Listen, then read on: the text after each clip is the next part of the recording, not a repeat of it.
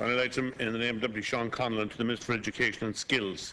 The need to protect the future viability of the collegiate school in Monaghan.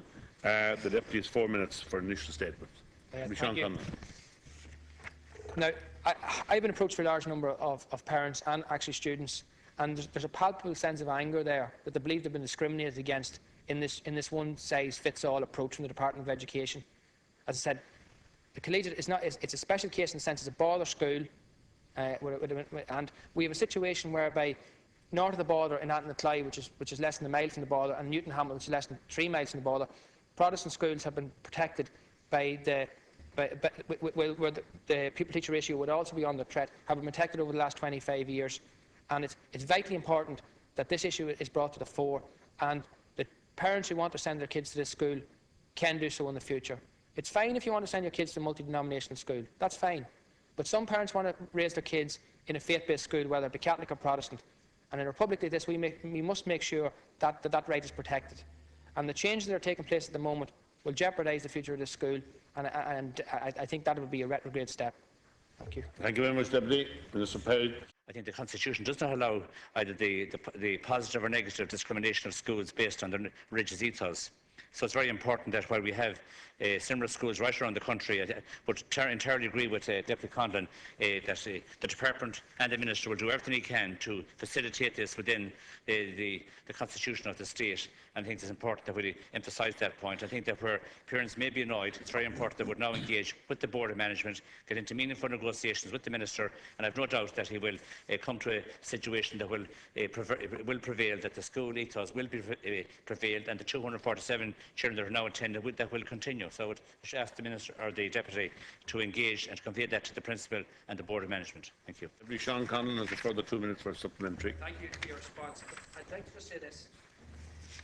It's the only Protestant secondary school in County Monaghan. It's very simple and very easy for parents to send their kids 2 or 3 miles across the border to schools in Athenacly or Newton Hamilton or into Armagh. It would be a travesty if, through a government's educational policy, this school was lost in the future. The numbers are small, 247.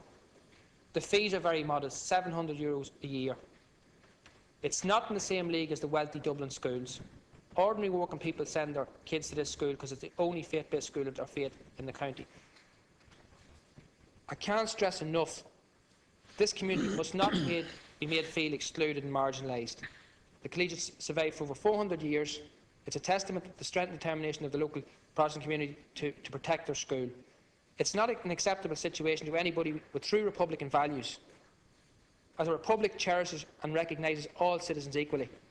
Any republic which chooses to deny a marginal community or a minority community the basic right of an education in an institution sympathetic to their ethos, while at the same time funding education programmes for their Catholic counterparts or for people of no faith, can't call itself a true republic. We have to be very conscious of what we're doing here with this policy, and we have to make sure to do everything possible to ensure that this school has a future. And if this school went into the free scheme, they'd be down to 14 teachers. They would lose vital subjects, and parents would choose to send their kids across the border to schools in Armagh and Tyrone, because you're only talking a stone's throw. It's 6 miles from Monaghan town to the border. Many kids live along the border, and it's as easy for them to get in the school bus and go to Newton Hamilton or go to Armagh as it is going to Monaghan town. It would be a travesty if in a republic parents had to choose to send their children to Northern Ireland to get an education in this day and age. I think you need to look seriously at this topic and get a solution that's acceptable to the parents. The parents are very, very angry. They feel discriminated by this policy. This is not going to go away, and I think it needs to be sorted out. And I urge the Minister to sort it out as quickly as possible.